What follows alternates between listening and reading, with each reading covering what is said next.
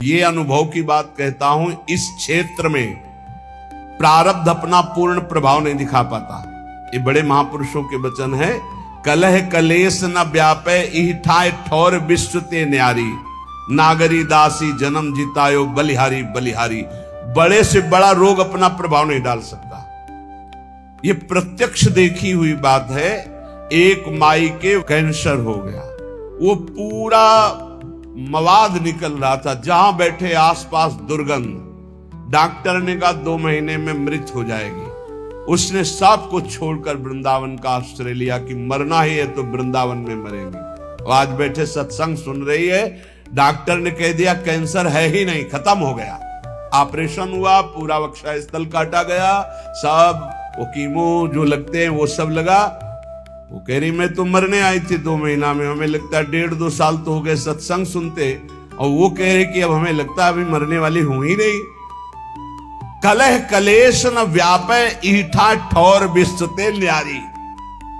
Doctor ने हमको कहा था 2.5 साल या 5 साल बाबा तुम्हारी किडनी फेल हो गई है, बहुत 2.5 साल या बहुत कोई चमत्कार हो जाए तो 5 साल, और 18 और 20 तो बीच में पक्का नहीं कह सकते कि 18 ना पक्का कह सकते 20, क्योंकि तारीख याद नहीं है, लेकिन 18 और 20 के वर्ष तो हो गए। डॉक्टर साहब हैं पता नहीं इस भूमंडल पर कि नहीं, लेकिन प्रेमानंद हैं अभी, गरज रहे नहीं। क्यों गरज रहे? क्योंकि प्यारी जो बरस रही है, इसलिए हम गरज रहे हैं। परसत पुलिन सुलिन गिरा करसत चित सुर घोर, हर्षत हित नित नवल रस बरसत जुगल किशोर। बरसत जुगल किशोर तो हम भींज रहे हैं, उसी बरसा में हम गरज रहे हैं। सच्ची मानिए, कलह कलेश न व्यापे ठाए ठौर विश्व ते न्यारी, नागरी दासी जन्म जितायो बलिहारी बलिहारी। हमारी सबही बात सुधारी, कृपा करी श्री कुंज विहारी। अरु श्री कुंज विहारी पक्की मानिए, जीत गए।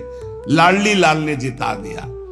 यहां कितना भी भयंकर दुख आवे, घबराना नहीं, बस भागना नहीं, यही खास बात है। भागना नहीं। हमने देखा एक दृश्य ऐसा देखा जिसमें कोई उपाय नहीं था। एक साधक आया, वैराग्य लिया, जे भी वैराग्य लिया तो उसके शरीर में ऐसा भयानक रोग हुआ कि बस खून ही खून। और वो गुदाद्वार वाला रोग नहीं कि वो खूनी बवासीर नहीं, वो कोई आंत का ऐसा सिस्टम, जब सौंध जाए खून, आंखें धस गई, शरीर कृश हो गया। बस ये कि अब गया तब गया। अब ये घबराहट हो गई कि नया नया भी भगवान के मार्ग यही है, जे भी कदम रखोगे हो सकता है एकदम प्रबल प्रतिकूलता या भारी अनुकूलता, दोनों में नहीं रुकना। उनके माता पिता है तो उनका ले जाओ, इनको किसी तरह ठीक करो। भाई यहां तो वृंदावन में ऐसी। उस साधक ने कहा नहीं, मैंने वृंदावन का अखंड वास स्वीकार किया है, मृत्यु का वरण किया। नया बच्चा, महाराज जी आप भी कहें तो भी मैं नहीं जाऊंगा, क्योंकि आपने सत्संग में कहा है अखंड वृंदावन वास का नियम, तो मैंने वो ले लिया, अब नहीं जाना, आप भी कहें तो। कहा भाई फिर ठाकुर जी श्री जी जो रचे होंगी वही होगा। बिना किसी औषधि के चकाचक श्री जी की सेवा में खूब दौड़ भाग, और सबसे ज्यादा नाच वही नाचता है। समझ गए हो गया? पूरा दिन रात सेवा में तत्पर, बिना किसी औषधि। कर तुम अकर तुम अन्यथा कर तुम सर्व समर्था सा ईश्वर। कलह कलेश न व्यापे ठा ठौर विश्व ते नारी। बात पक्की समझ। ऐसी स्थिति, चलना मुश्किल। ये जो बैठे हैं संत भगवान, चलना मुश्किल, राड पड़ी, ये वो। कई वर्ष पहले कह रहे थे, अब जाने का नंबर है, वो बैठ के सत्संग सुन रहे हैं। कलह कलेश न व्यापे ठाठ और विश्व ते। एक की बात नहीं, सैकड़ों उदाहरण है। आपके ऊपर भय आएगा पर डरना नहीं, वो भय अभय बन जाएगा, आपके दुख मिटाने वाला। पर डर जाते हैं और बाहर भाग जाते हैं, फिर धोखा हो जाता है। डर जाते हैं, कुछ लोग डर जाते हैं, जिनको सत्संग नहीं मिला डर जाते हैं। अब कौन तुम्हारी सेवा करेगा? चलो ना वृंदावन से, बहू बेटा लड़का सब खूब आराम से जिंदगी व्यतीत होगी। आराम से जिंदगी व्यतीत होगी बहू बेटा के बीच में, अरे आराम से जिंदगी व्यतीत होगी ललिता विशाखा के बीच में। आओ श्री जी, आपको अगर सेवा करानी है तो करो आकर, नहीं तो मैं तड़प तड़प कर राधा राधा बोल के मरूंगा, किसी और की आस नहीं करूंगा। तो पक्का सहचरी रूप में तो नहीं आएंगे आपके सामने, लेकिन विविध रूप रखकर सेवा शुरू ना हो जाए तो मुझे बताना। अगर अंदर दृष्टि में निष्ठा है तो सहचरी रूप भी आ जाएंगे। प्रियाजू की सखियां मिलती तब श्री जी का साक्षात्कार होता है। पहले सखियां बाद में श्री जी का दर्शन। ऐसे नहीं होता, स्त्री पुरुष भाव से श्री जी का दर्शन नहीं होता, भाव देह से श्री जी का साक्षात्कार होता है। ये लोग जो कहते हैं ना ये हमें राधा रानी मिल गई, तो हम प्रणाम करते हैं भैया, जिसको श्री जी मिल जाए बड़े भाग्य के बाद। फिर जब वार्ता होती है तो खोखलापन देख के लगता है काहे को झूठे कह रहे हो, सच्चाई से लगो तो श्री जी मिल जाएंगी। एक बार हित धाम में थे तो 10-15 लोग पीछे, और एक सखी जी थी, बाल मतलब फूलों के गुथे सब। तो हमारे पास पहले सूचना है कि श्री जी का साक्षात्कार किए हुए एक जन आ रहे हैं। तो अच्छा है, अहोभाग्य। आसन लगाया, सब 10-15 लोग जो थे वो मतलब एकदम महाराज जी ऐसा ऐसा इनको श्री जी ने साक्षात्कार किया। तो आप कैसे जानते हो, आप थे वहां? बोले नहीं, इन्होंने बताया इनको श्री जी का। हम कहा बच्चा बैठो बैठो, आपकी चरण वंदना। जैसे भी सही, आप हमारी श्री जी से अपनापन करते। दृष्टि एक होती है अपनी, अलग अलग कैमरा होता है। मान लो कैमरा ऑफ है ऐसे है तो बात अलग है, कैमरा ऑन है तो आपकी फोटो खींच जाएगी। तो ऑन कैमरा से जब देखा तुमका बच्चा श्री जी मिली? बोले नहीं, स्वप्न में। तुमका बच्चा स्वप्न में श्री जी मिली? बोले नहीं, ऐसे भाव में। तुमका बच्चा भाव समझती हो? बोले वही तो जानने आए हैं। हमका भैया आप लोग व्यर्थ में ऐसा इसका प्रचार प्रसार करके इसके जीवन को गलत रास्ते में मत डालिए। अभी सही भाव है, बच्चा है, अभी भगवत मार्ग में चलिए। श्री जी का दर्शन स्त्री पुरुष भाव से नहीं होता, वो जब भाव देह की प्राप्ति होती। श्री जी ऐसे, अरे लालजू के दर्शन मुश्किल है, फिर श्री जी जो लालजू अपने हृदय रूपी गुफा में छुपा के रखते हैं। श्री वृंदावन मध्य बहु दुखे नाप या तो जन्मई तत्। पहले सहचरी के दर्शन, फिर श्री जी के दर्शन। देखो एक महापुरुष बन गए श्री जी की सहचरी कृपा से। उनकी पत्नी का नाम किशोरी था, वो पधार गई, बहुत आसक्त थे। आसक्त चित्त वाले हमारे काम के होते हैं। पूज्य श्री जीव गोस्वामी जी के पास जैसे कोई दीक्षा लेने जाता तो सबसे पहले पूछते तुम्हारा लगाव कहां है? बोले पुत्र में, हो जाएगा, काम हो जाएगा, आओ। तुम्हारा लगाव कहां? स्त्री में, हो जाएगा। एक आए, उस समय 1 लाख स्वर्ण मुद्रा रखी, कहा शिष्य बना लो। तो बोले आपका लगाव कहां है? बोले विश्व में कहीं नहीं। उन्होंने समझा ऐसा बोलने से महात्मा ज्यादा प्रसन्न होते हैं कि अनासक्त है, कहीं आसक्त नहीं। उन्हें हमारी तो कहीं आसक्ति नहीं, कहीं तो होगी। बोले कहीं आसक्ति नहीं। बोले ये रुपया उठाओ और काशी जाओ, काशी में किसी सन्यासी को गुरु बनाओ तो तुम्हारा काम हो जाएगा। हमारे पास तो आसक्त चित्त चाहिए, आसक्त है उसको मोड़ दिया प्रियालाल की तरफ, वही काम बन गया। हमें अनासक्त नहीं चाहिए, अनासक्त हो तो सन्यासी बनो, जाके काशी जाओ। नहीं दीक्षा दी। वो पत्नी में आसक्त था, उसकी पत्नी पधार गई। कभी कभी बड़ी आसक्ति का प्रभाव देखा है। सैमसी में गुरु आश्रम में थे तो एक वयोवृद्ध आए, तो पूजा सुबह करने के लिए बस एक ही छवि निकाल के एक माता जी की रखी। तो हमने सोचा गुरु माता होती है, उनका बड़ी निष्ठा, कोई और भगवान नहीं। अगरबत्ती लगाई ऐसे, बस मतलब दुखी मन से। हम तो नए अवस्था थे, भगवान कितना उच्च कोटि का भाव इनका गुरु माता पे। तो नजदीक गए, उनका बाबा आपकी गुरु माता है? गुरु माता नहीं, उनका कोई देवी का अवतार है। हमारी पत्नी है। जो कथा शुरू की है सो पीछे खसक लिए। हम समझ रहे, हम मानते हैं आप पत्नी में भी भगवत भाव करें तो आपको भगवत प्राप्ति हो जाएगी, क्योंकि सब जगह भगवान, लेकिन भगवत भाव नहीं, वहां आसक्ति का भाव। अगर आसक्ति का वही भाव मोड़ दिया जाए प्रभु की तरफ तो बहुत जल्दी लाभ मिल जाता है, क्योंकि आसक्त चित्त होता है। जैसे बिल्व मंगल जी केवल चिंतामणि में आसक्त, तो मोड़ कर दिया तो इंद्रनील मणि में आसक्त होने में देर थोड़ी लगी। गोस्वामी तुलसीदास जी पत्नी में, प्रिया में ऐसा प्रेम, उनका जितना चाम में उतना राम में करते, ऐसा मोड़ हुआ, महापुरुष बन गए। अब वो इतने बावरे किशोरी, हा किशोरी, पर धन्य है कि उनकी पत्नी का नाम किशोरी था, क्योंकि परम पावन स्वामिनी जी का नाम किशोरी जी है। अब वो बरसाने कोई दर्शन करने आ रहे थे तो ऐसे बावरे बने, संग आ गए।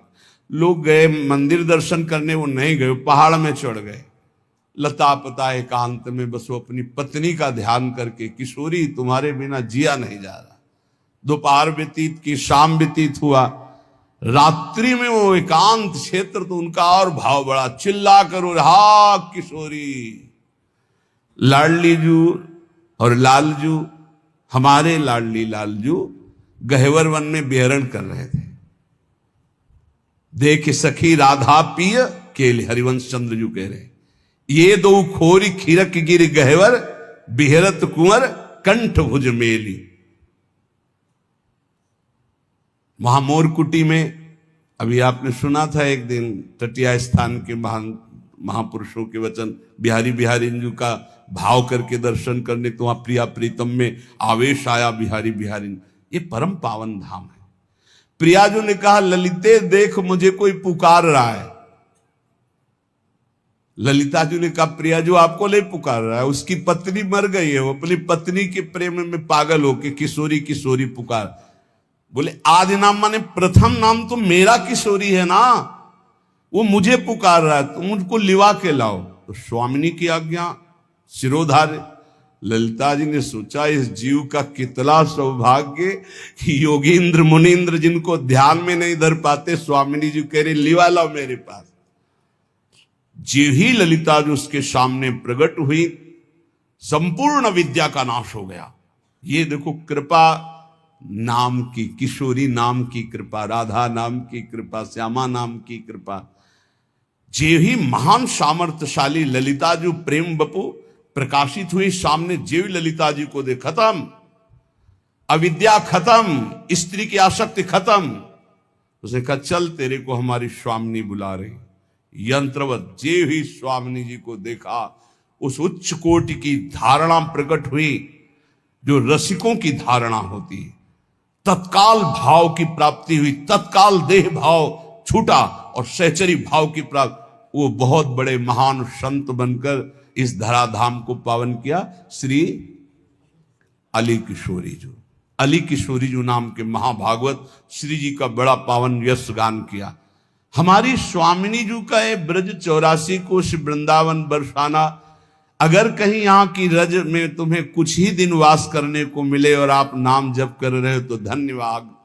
और अगर कहीं अखंड वास मिल रहा तो कितना भी दुख आवे छोड़ना नहीं, क्योंकि वो सुख मिलेगा जो किसी साधना से नहीं मिलता। इसलिए कह रहे श्री वृंदावन मध्य बहु दुखे नापि यातु जन्मई तत्। मैं इस वृंदावन में ये जन्म भारी दुख में अगर हमारी परिस्थिति रहे तो भी बिताऊंगा। 50 को देखते हैं पूरे भाल पर तिलक लगा हुआ है और रिक्शा चला रहे हैं, कोई कुछ कर रहा है, कोई और धाम वास कर रहे हैं, अपने लड़के बच्चे को पालन पोषण कर रहे हैं और नाम जप कर रहे हैं प्रियाजू के धाम का। जीवन धन्य है भाई। भले तुम पोछा लगा कर यहां ब्रजवासियों के घर में उधर पोषण करते हो तो तुम बहुत बड़े महात्मा के समान हो, क्योंकि धाम वास कर रहे हो, प्रियाजू का यश सुन रहे हो। लोकोत्तर सुख संपत्त्यापि न चान्यत्र में निमिषा।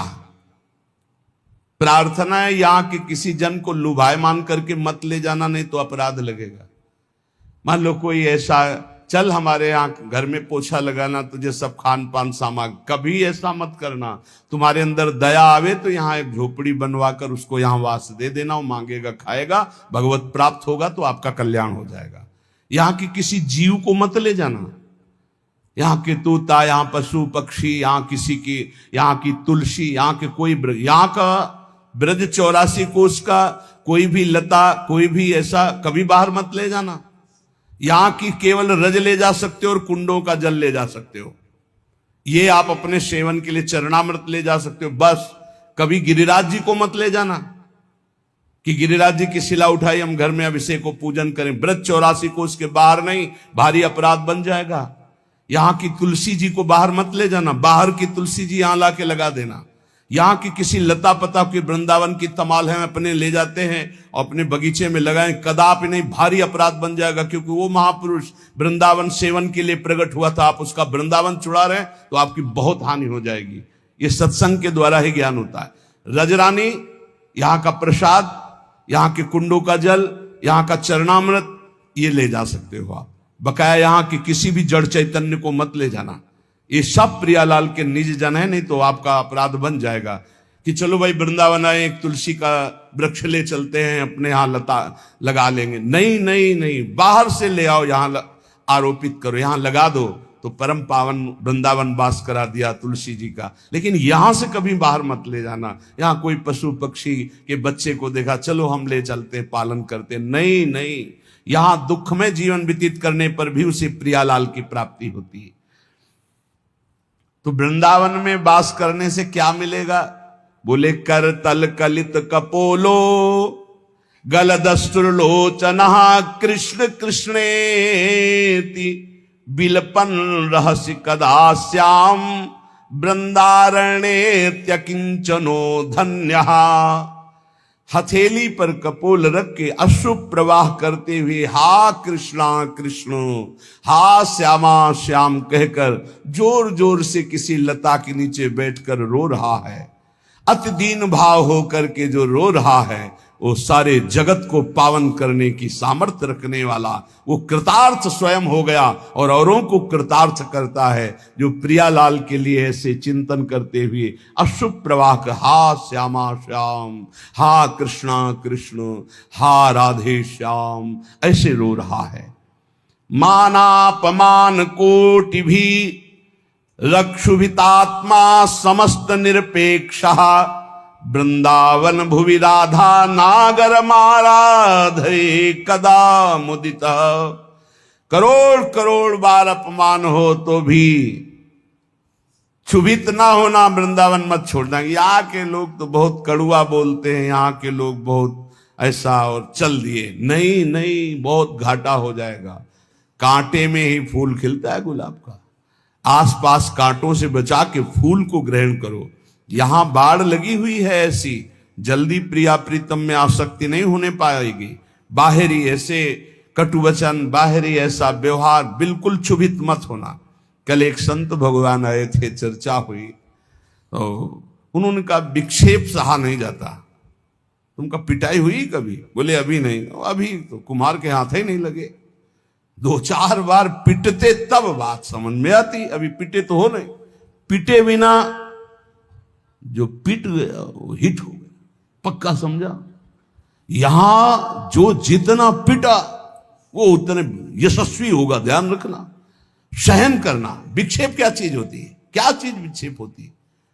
तुम्हारी मानी हुई अनुकूलता के प्रतिकूल भाव को विक्षेप कहते हैं। हमारी कोई अनुकूलता है नहीं, जो ही प्यारो करे सोई मोई भाव, तो विक्षेप नाम की चीज नहीं। हे, जब 2-4 थप्पड़ लात जूता लगे, इसके बाद को बड़ी कृपा, तब समझ में आएगी कि साधना ठीक चल रही। मार थप्पड़ याद, ये लात जूता चला, और इसके बाद जब एकांत हुए तो आपका हृदय शीतल हुआ। जय हो बिहारी जी की, जय हो राधा वल्लभ लाल की। बड़ी कृपा की प्रभु, कोई बहुत बुरा प्रारब्ध था, निपटा दिया नाथ, बड़े कृपाल हो। ऐसा चिंतन आवे तब माना जाएगा आपकी साधना। बोले मानापमान कोटि भी, करोड़ों प्रकार से तुम्हारा अपमान हो तो भी क्षुभित नहीं होना, और करोड़ों लोग मान करें तो हर्षित नहीं होना। नहीं होगा, ये नहीं होगा। यदि वृंदावन का आश्रय लिए हो, रसिकों का संग करते हो, प्रियालाल में थोड़ा भी नाम जपने का भाव है तो सामर्थ्य आने लगेगी। ये बहुत ऊंचाई में बैठ गए हो। अपने तो सबसे मिलते हैं ना, पता चलता है 50-50 वर्ष हो गए, अभी साधना का स्वरूप नहीं जाना। प्रभु अभी चित्त का समाधान नहीं हुआ, भगवत प्राप्ति तो बात जाने दो। और सत्संग सही मिल जाए तो बच्चे बच्चे में चित्त का समाधान हो गया। बच्चे बच्चे में, जो 50-50 वर्ष साधना में नहीं, वो एक बच्चा आपको बता सकता है कि आपका साधन क्या है, आपका साधन क्या है, आपका साध्य क्या है। बस एक ही ठसक से निकलेगी, हमारी महारानी श्री राधा रानी, हमारी महारानी श्री। पक्का समझो ये जो तुम्हें मिला है ना, ये वृंदावन रज रानी और रसिक जनों की अपार कृपा से मिला है। ये सब साधनों का सार है। मानापमान कोटि भी क्षुभितात्मा समस्त निरपेक्षा। कभी भी क्षुभित ना होना तुम्हारा मान अपमान हो। मान में क्षोभ हर्ष होता है, खूब मान हो रहा है तो हर्ष होता है, वो डरेगा अपमान से। ये डर हटा दो, मान को स्वीकार न करो तो अपमान का डर नहीं होगा। बहुत बड़ा डर होता सम्माननीय पुरुष को निंदा का। जो मान को ग्रहण करता अपमान से भयभीत होता है।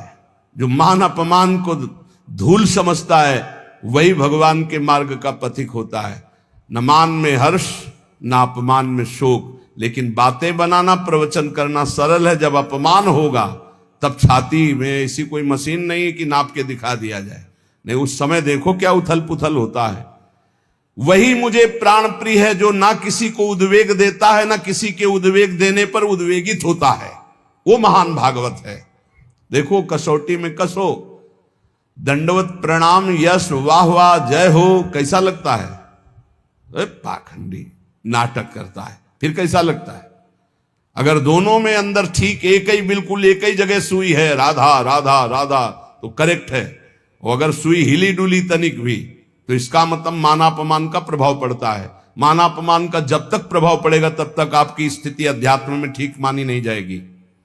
निर्माण अमोहा जित संग दोषा अध्यात्म नित्या विनिवृत्त कामा द्वंद्वैर विमुक्ता सुख दुख संगई। बोले वो तो लगता है विक्षेप जब होता है तो बुरा लगता है। किसको? किसको बुरा लगता है? किस बात के साधक हो, किसको बुरा लग रहा है? बोले मन को। तो तुम मन हो क्या? साक्षी क्यों नहीं बने उस समय जब आपका सम्मान हो रहा था? हर्षित हो गए, अब भोगो अपमान का फल बुरा।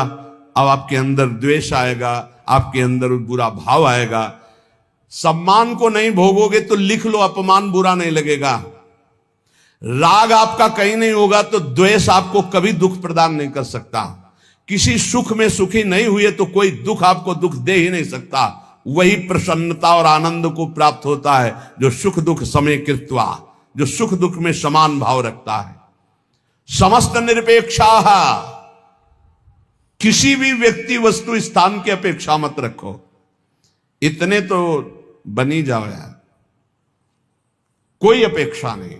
मेरी प्यारी जो मेरे गुरुजी मुझे जैसे रखेंगे मैं वैसे रहूंगा। बिल्कुल किंचन मात्र भी अपेक्षा नहीं। एक इष्टाकार वृत्ति के सिवा हमारा किसी भी से अपेक्षा नहीं रहनी चाहिए। और अपेक्षा रखना ही बहुत बड़ी हानि है।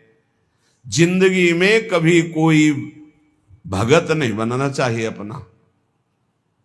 पूरे विश्व में एक भी भगत अपना नहीं बनना चाहिए। सब श्यामा श्याम के भगत बने। आप श्यामा श्याम के, सब श्यामा श्याम के।